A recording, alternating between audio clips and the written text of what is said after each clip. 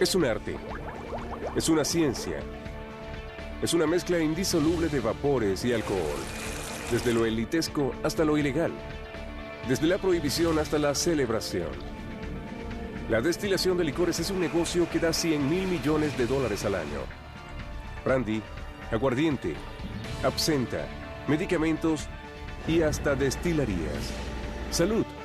Ahora, Destilerías 2 en Maravillas Modernas.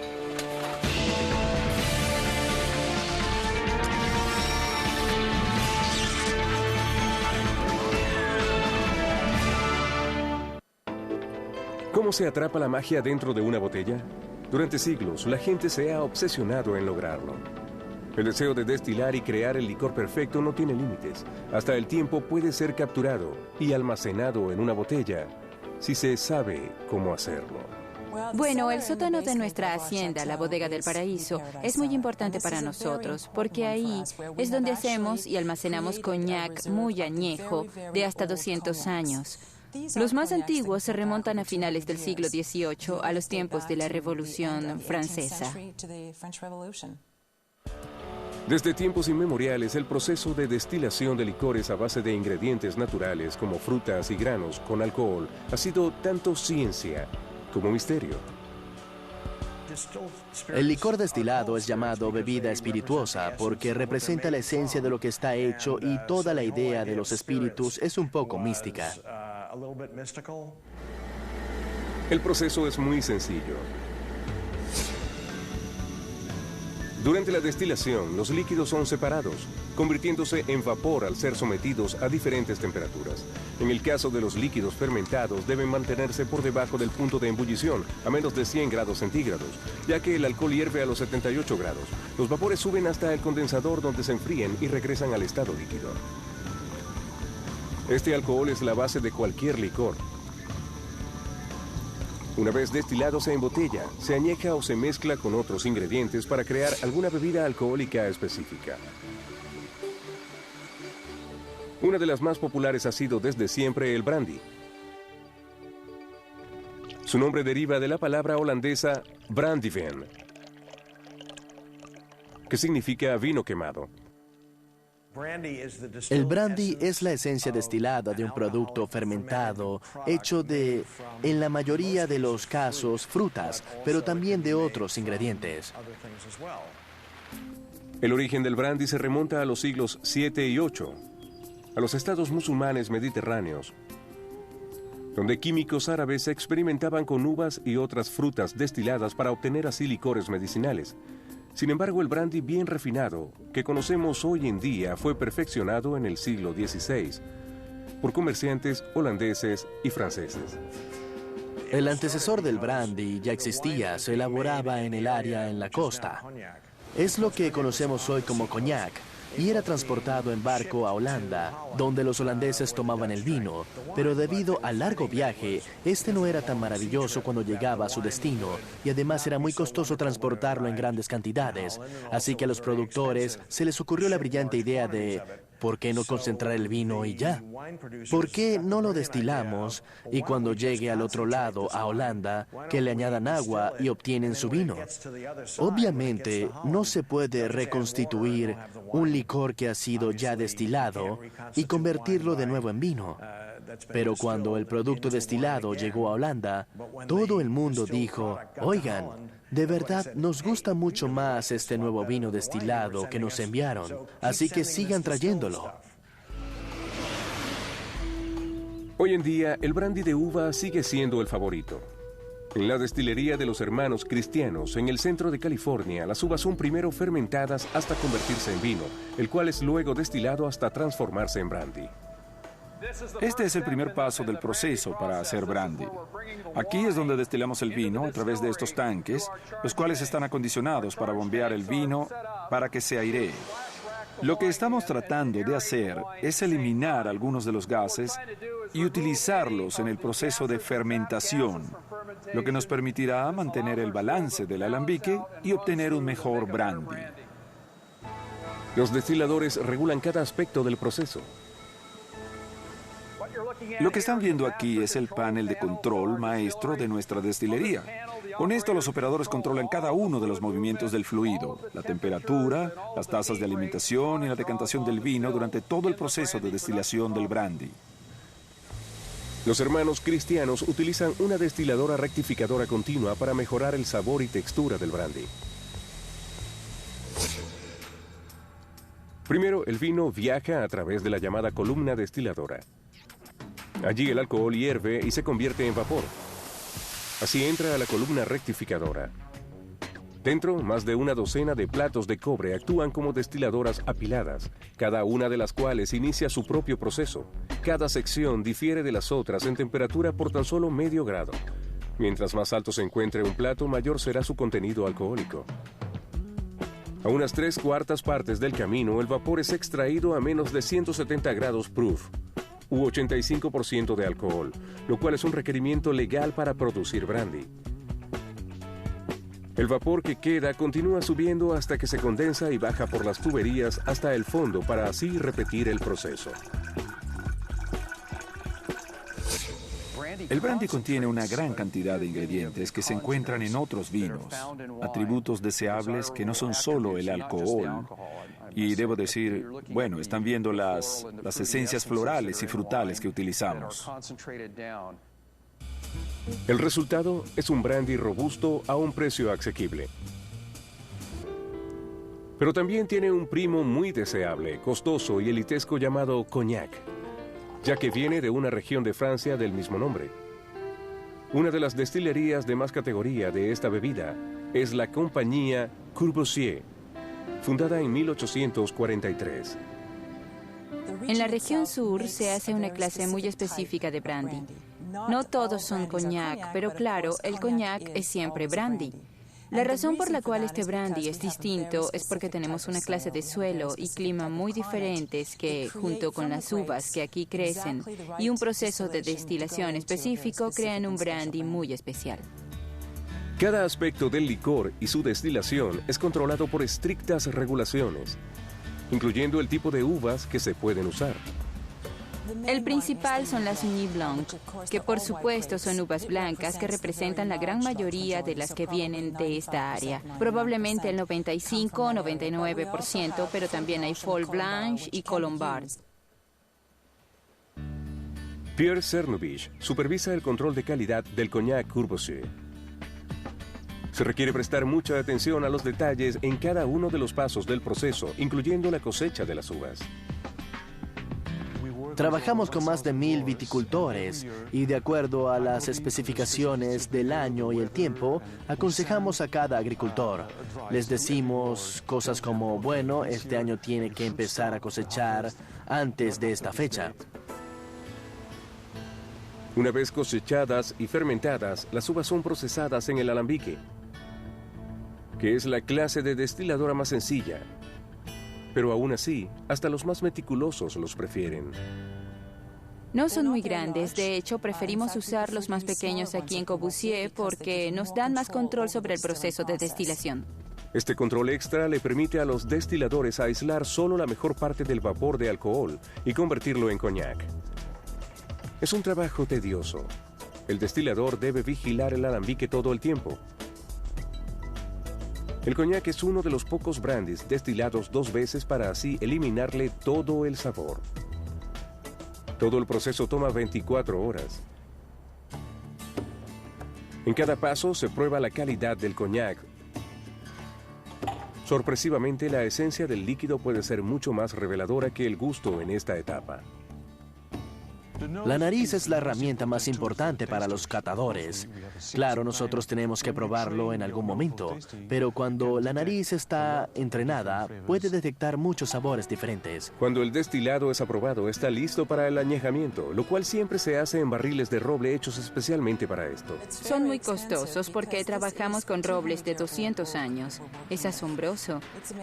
En el proceso de armar un barril se pueden observar muchas tablas de madera y los artesanos solo toman una detrás de la otra y parecieron saber cuál es el número exacto de estas que forman un círculo perfecto. No se utilizan clavos, lo que hacen es darle forma con fuego. Entonces, mientras forman el círculo, deben irlo encajando en la base para así saber que la forma que va quedando es redonda Y al final siempre terminan con un barril perfecto. Se les da tanto cuidado a los barriles porque ahí es donde se acentúan las cualidades principales del coñac al pasar el tiempo. Como la madera es porosa, deja que el aire se combine con el licor, permitiendo una oxidación lenta que le da sabor. El contacto con la madera también lo afecta, dándole al coñac su distintivo color. El coñac se puede añejar en cualquier parte, desde 3 a 60 u 80 años. Ahora normalmente cuando pasa de los 50 años, digamos entre 50 y 75, alcanza su mejor punto y en ese momento hay que sacarlo del barril y embotellarlo para que no siga cambiando. El coñac añejado en roble por 50 años o más puede costar más de $5,000 la botella. Afortunadamente, no todos los licores en Corbusier son tan costosos. El paso final en la elaboración del coñac es la tipificación. Los lotes varían en sabor año tras año y vendimia tras vendimia, pero quienes compran estos licores esperan que el sabor sea consistente. Es trabajo del maestro mezclador combinar lotes de años diferentes para lograr el sabor exacto que los consumidores esperan. Este va a veces al sótano de la hacienda para inspeccionar las mezclas. No tenemos una receta y creo que por eso es tan importante el trabajo del maestro mezclador y su equipo. Este tiene que determinar cuáles son los cambios que hay que hacer para continuar teniendo la misma calidad cada año.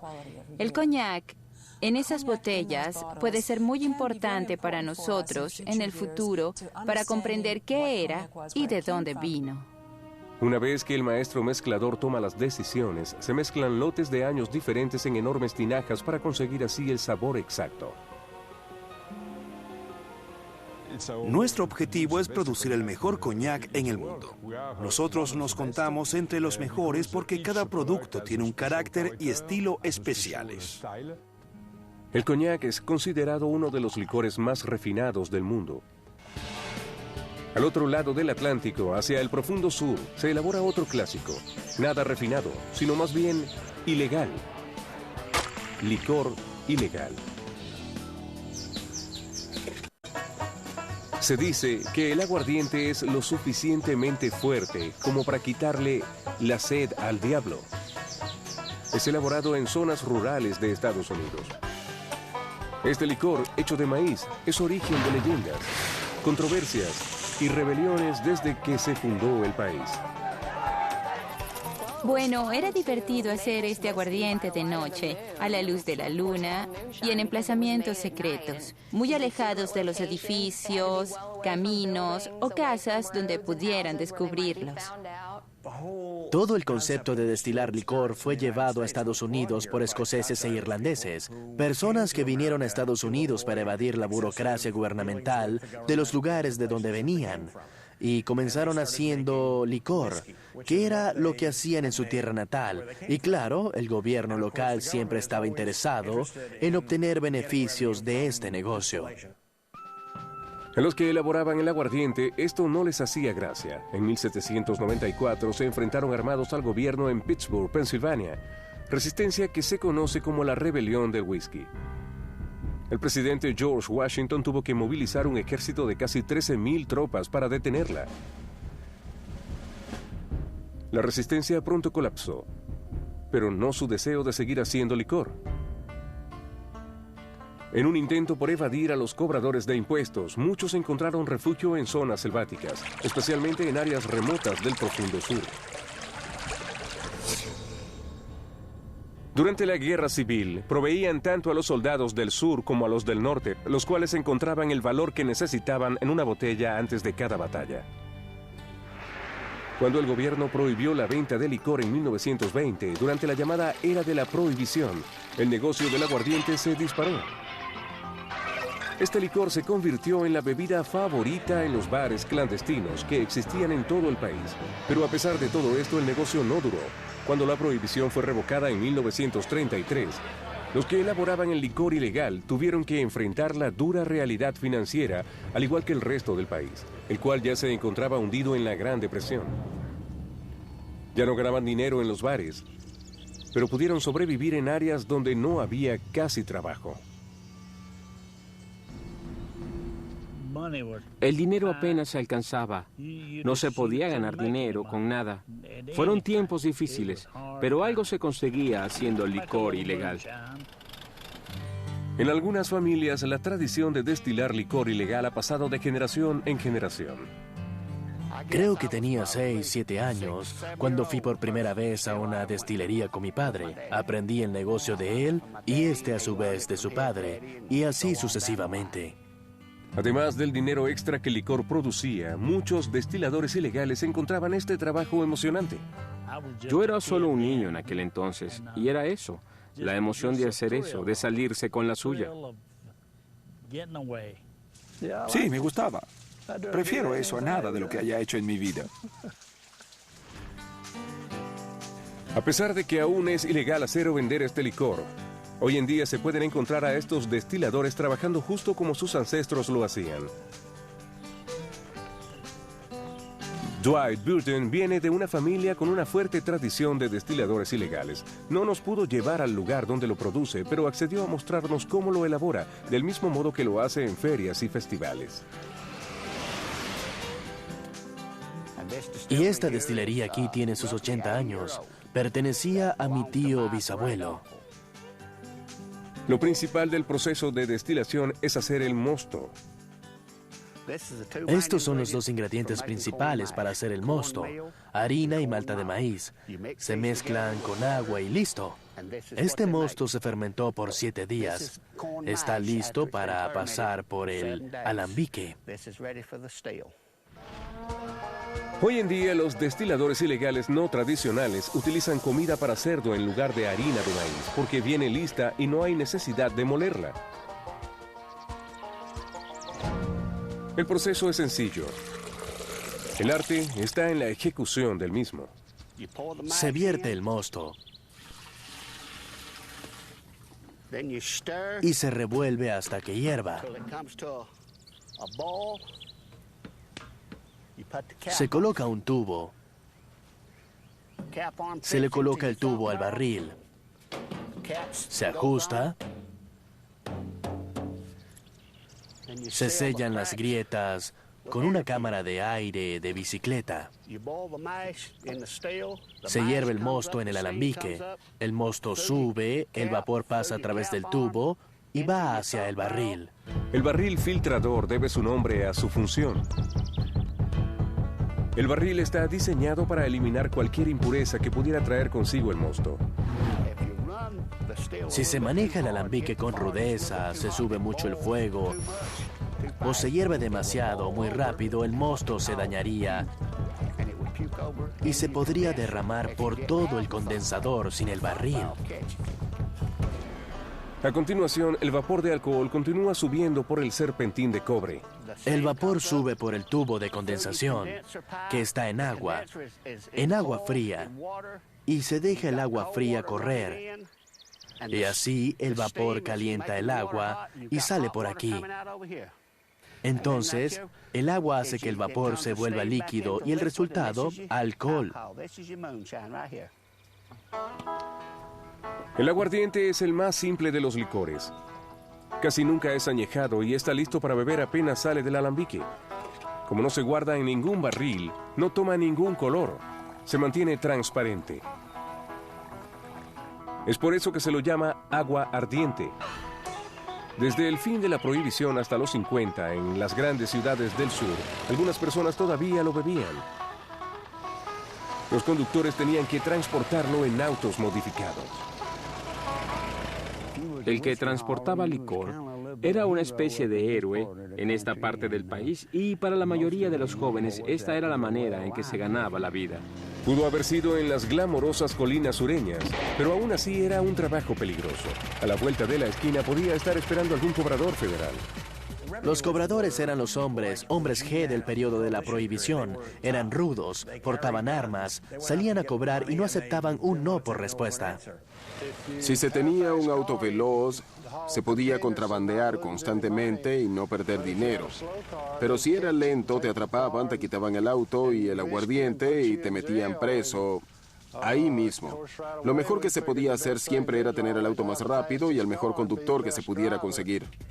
Para evitar ser descubiertos, los contrabandistas hacían todo lo posible para hacer que sus autos aparentaran normalidad.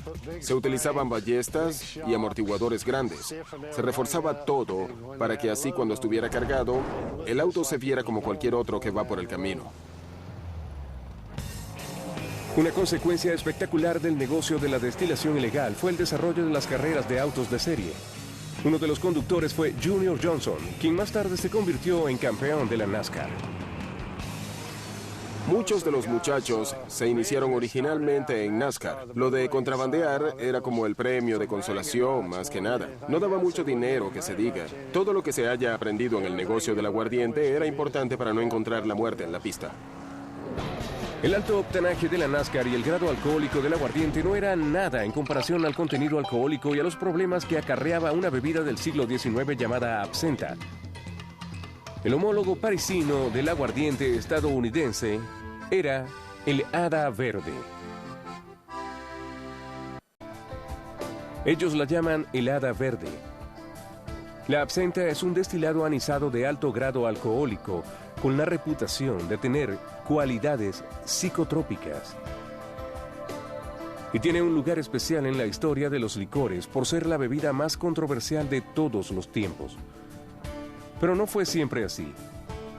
Durante un periodo a finales del siglo XIX, la absenta fue uno de los licores más populares del mundo occidental. Compañías como Pernod Fields produjeron más de 30,000 litros diarios. El químico estadounidense T.A. Brooks lleva años investigando la bebida. La absenta fue creada originalmente como medicina, un digestivo, a finales del siglo XVIII. Y en realidad no fue sino hasta 1840 cuando el gobierno francés comenzó a repartir raciones de absenta a los soldados que se encontraban en el extranjero, como al norte de África. Se les daba como un purificador de agua. Y cuando regresaron a Francia, los soldados trajeron el gusto por este licor consigo. Para finales del siglo XIX se convirtió en la bebida de moda, especialmente entre artistas e intelectuales. Vincent van Gogh la consumía con frecuencia. Uno de los temas de las pinturas de Pablo Picasso era la absenta, al igual que uno de los de Edgar Degas. Toulouse-Lautrec la bebía e incluso le enseñó a su cormorán mascota a consumirla. Su descenso comenzó por presión de la industria del vino, haciéndola ver como el diablo en una botella. Mucha gente no está consciente de que a finales del siglo XIX la industria del vino francés fue casi completamente exterminada debido a una infestación. Y fue durante esa época que las experiencias con la absenta se hicieron más populares. Cuando la industria del vino comenzó a recuperarse, pasó que se encontraron compitiendo contra este licor verde que había sido proclamado bebida nacional de Francia.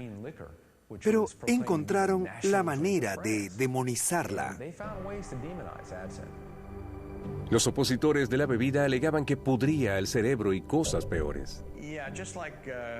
Sí, por un periodo se decía que la absenta tenía ingredientes nocivos para la salud, que era de hecho venenosa.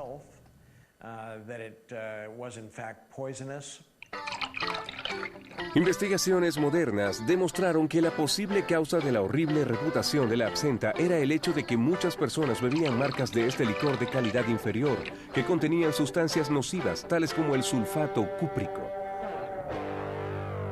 Este químico es lo que le da el vívido color verde, pero también es venenoso.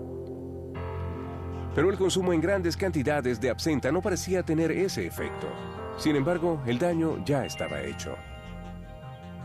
La absenta fue prohibida en Suiza en 1910, en Estados Unidos en 1912 y eventualmente en Francia, justo antes del comienzo de la Primera Guerra Mundial. Hoy en día se está relegitimando en países como Alemania, España y Francia. Las destilerías Pernod y Combier volvieron a los negocios junto con nuevos participantes. Creo que la prohibición en la mayor parte de Europa Occidental se revocó desde que la Unión Europea estandarizó las leyes sobre la comida y bebidas y legalizó la absenta. Pero la ironía está en que la bebida tradicional que conocemos está elaborada bajo estándares modernos de calidad. Pero no en Estados Unidos. La condición actual del absenta en Estados Unidos es una especie de limbo, porque las regulaciones que deberían definir los ingredientes de la bebida son algo vagas y ambiguas. Y efectivamente, el gobierno ha medio tomado la postura de que la absenta es una bebida que no debería ser aprobada por la Administración de Drogas y Alimentos ni distribuida en el país. Eso podría cambiar en algún momento, pero así es como están las cosas hoy en día. En el pueblo de Saumur, en el valle de Loira, Francia, Brooks desarrolla una versión mejorada de la bebida que se elabora en la destilería Combier. Tenía mucha curiosidad por determinar, utilizando la química moderna, esencialmente química forense, exactamente el contenido de este licor y si había algo en este que pudiera ser usado para probar que los alegatos sobre efectos nocivos eran ciertos. Pero no pude encontrar nada de eso. Las primeras investigaciones de Brooks sobre la bebida fueron muy dificultosas debido a la escasez de absenta de buena calidad que existe desde que fue prohibida hace casi un siglo. Y las recetas exactas para elaborar este licor son difíciles de conseguir. Mis primeros intentos por elaborar absenta en pequeña escala estaban basados en recetas de 1 o 2 párrafos de un siglo atrás. Y mientras no tenía modo de determinar qué tan exactas eran hasta que no tuviera en mi poder algunas botellas de la mejor absenta del siglo pasado que no hubieran sido abiertas, y cuando por fin las tuve, las probé y analicé. Me di cuenta de que, vaya, estaba muy lejos mi objetivo. Me tomó mucho tiempo el poder aplicarles ingeniería reversa para redescubrir el arte perdido de su fabricación.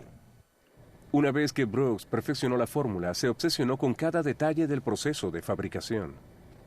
Yo fabrico mi absenta del mismo modo en que se hacía exactamente en el siglo XIX. Hasta la destilería Combier tiene conexiones con el siglo XIX, ya que en parte fue diseñada por el legendario ingeniero francés Gustave Eiffel. Estamos muy ligados a la historia y queremos mantener todo como ha sido siempre. Conocemos a Eiffel por la Torre Eiffel. Claro, pero él hizo muchas otras cosas, como diseñar la parte principal de la destilería. Eso es muy importante para nosotros hoy en día, porque cuando vienes puedes apreciar su bello trabajo.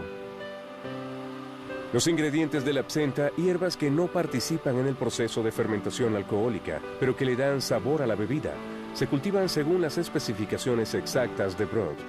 Y algunos dicen que son las que le dan ese verde hada a la mezcla.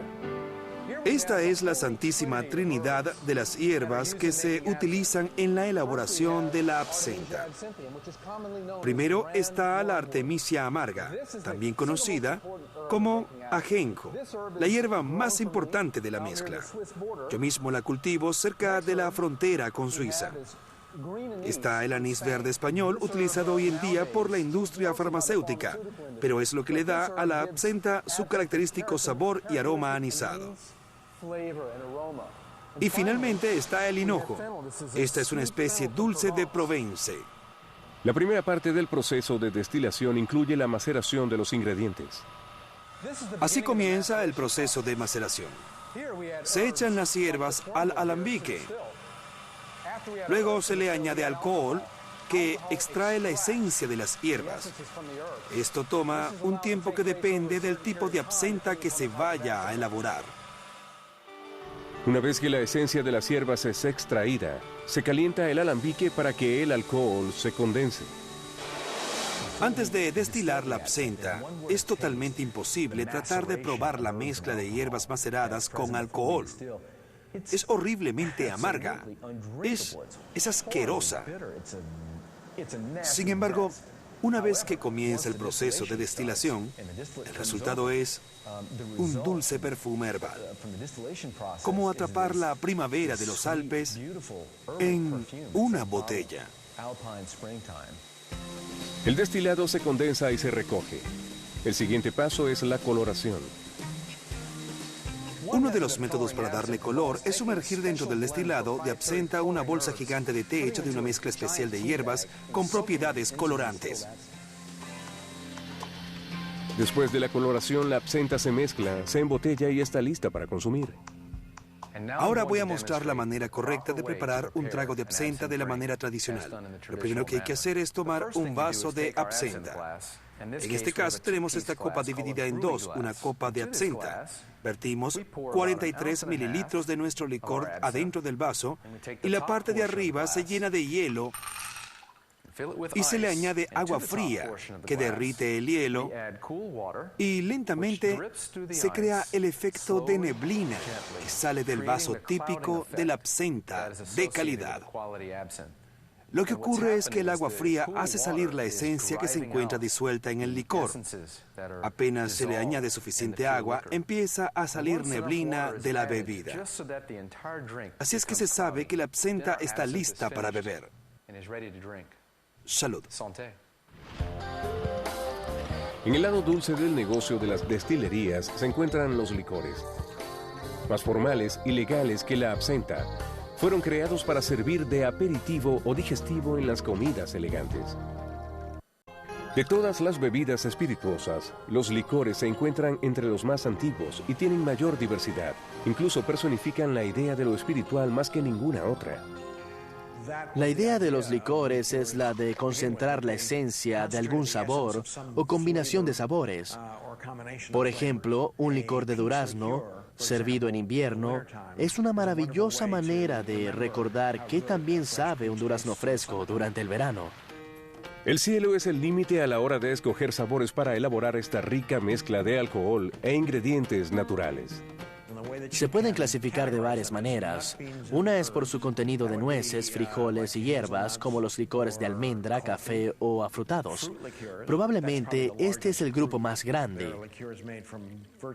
Los hay de casi todas las frutas. Los licores vienen de bebidas que se hacían por los años 800 a.C.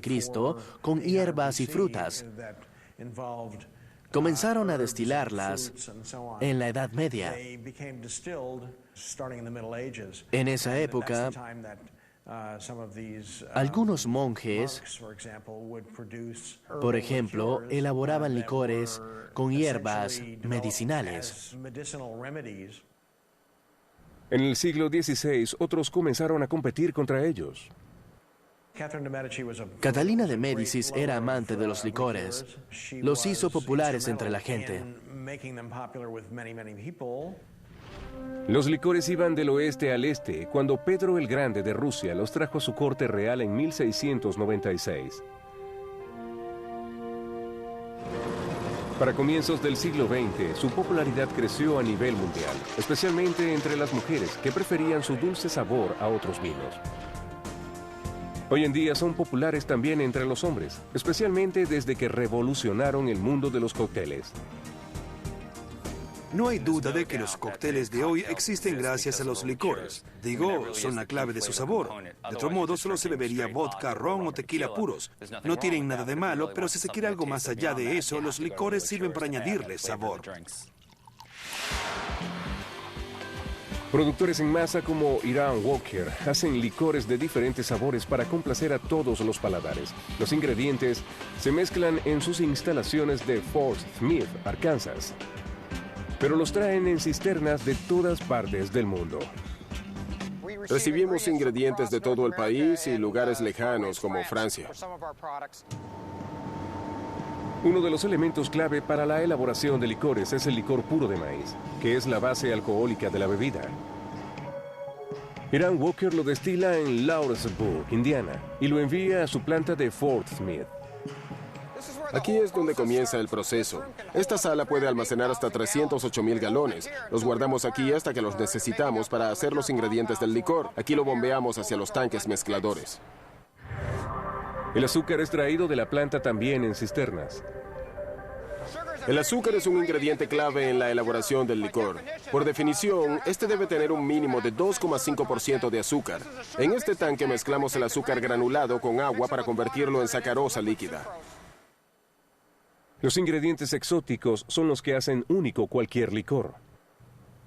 La parte artística en la elaboración de licores está en la adición de los saborizantes naturales. Esta es la sala de almacenamiento del sabor, donde guardamos los tambores de saborizantes concentrados que nos traen también de las casas que nos proveen los ingredientes que necesitamos para hacer todos nuestros licores. Algunos de estos tanques pueden valer hasta $5,000. El cuarto está lleno, así que debe haber unos $2 millones en saborizantes. Aquí se puede encontrar desde vainilla de Madagascar hasta café brasilero y chocolate africano. No solo estamos presentes en la industria de los vinos, también en la de alimentos y especialmente en la de jugos nos estamos haciendo populares. Este es uno de los sabores que usamos en nuestros licores. Esto es esencia de menta que utilizamos en nuestro licor de menta. Cuando vamos a hacer un lote, calculamos el tamaño que deberá tener para saber la cantidad de los ingredientes que necesitamos y con eso calculamos la cantidad de botes que vaciaremos en el tanque. Cada uno de esos tanques tiene una batidora que mezcla los sabores. Luego son vertidos en el tanque con la mezcla de alcohol, azúcar y colorantes. Luego de batir, se filtra el licor y luego se prueba. Una vez aprobado por el laboratorio de Ian Walker, se embotella. La compañía produce más de 4 millones de cajas al año.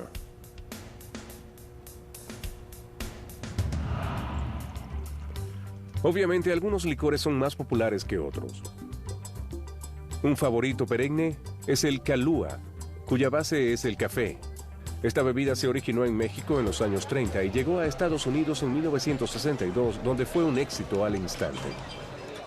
Comenzó como un fenómeno en California y de ahí se extendió a todo el país, por lo que comenzamos a exportarlo a nivel internacional y hoy en día es un éxito en todo el mundo.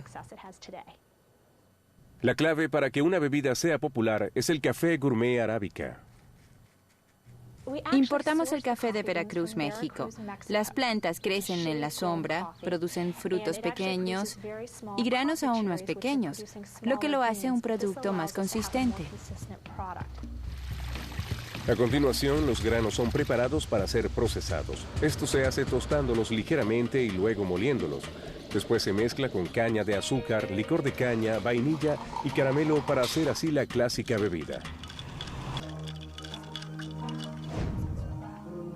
Desde sus comienzos como medicina hasta la elaboración de cócteles, puede apreciarse la evolución del licor a través del tiempo. En el negocio de la destilación el cambio se tiene presente, la búsqueda de la novedad. Hoy en día algunos dueños de restaurantes están invirtiendo en instalar destilerías en sus locales, el negocio del futuro. El negocio de destilación de alcohol es uno de los más regulados del país. Hay muchas destilerías grandes, fuentes de empleo y generadoras de millones, tanto para los dueños como para el gobierno. Pero en algunos estados, los restaurantes no tienen permiso para instalarlas. Se puede probar licor casero en lugares como The Dogfish Head Brewing and Eats, en Rehoboth, Delaware, y en Borden and Boys y Eagle, Idaho. Los dueños de restaurantes están invirtiendo en instalar destilerías en sus locales porque podrían tener el mismo éxito que tuvieron los locales de cerveza artesanal a finales de los 80. El dueño de Bourbonnais, Kevin Settles, está en el negocio desde el 2000. Las cervecerías lo han estado haciendo desde hace tiempo. No estoy seguro de que las bodegas de vino lo hagan, pero los bares de cerveza artesanal han sido muy exitosos. Para hacer su sueño realidad, Settles tuvo que lidiar con la burocracia gubernamental. Pasé 2 o 3 años leyendo las regulaciones federales, tratando de ver cuáles podrían impedirme hacerlo. Con todo lo que investigué, me di cuenta de que lo único que le importa al gobierno son sus impuestos, y los de los licores son bastante altos. Aprendí a asegurarme de que nuestro proceso les permita estar tranquilos de que obtendrán cada centavo y de que cada producto se adherirá a las regulaciones. Después de obtener la aprobación del gobierno estatal y federal, debía obtenerla de los consumidores.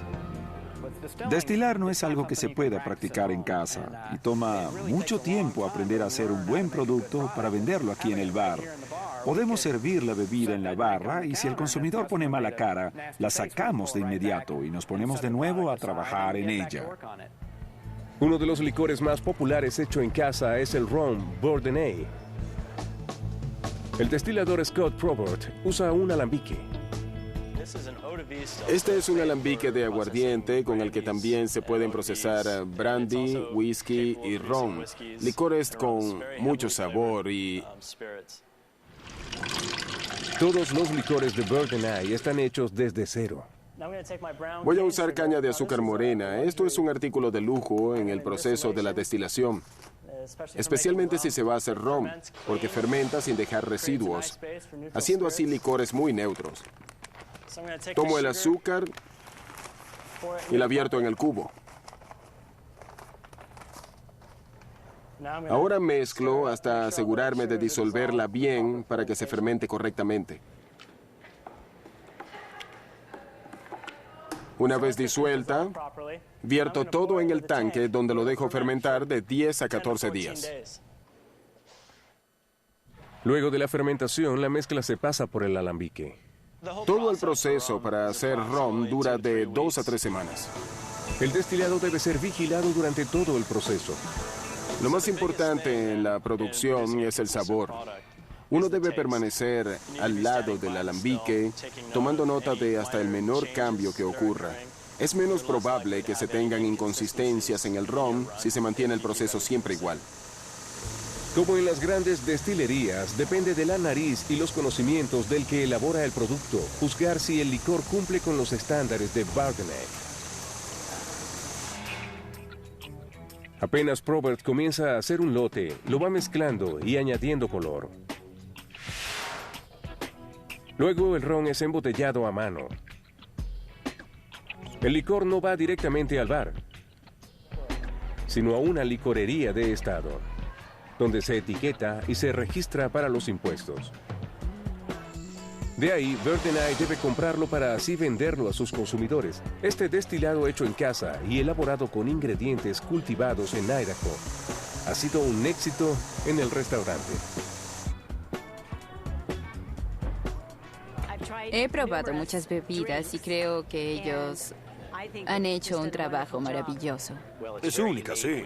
Vimos cómo la hacían, vimos la destilería funcionando y no solo fue divertido ver lo que hacían allá atrás, no, sino que el licor es muy bueno, sí. Tiene una singularidad que no se encuentra en casi ningún restaurante, en ningún. Le tomó a la gente 2 y 3 meses saber que estábamos aquí y hemos tenido éxito desde entonces. Así que salud. Ya sea con un coñac viejo pero bueno, o el licor de moda. Todos son el resultado del esfuerzo de las personas que trataron de atrapar magia dentro de una botella.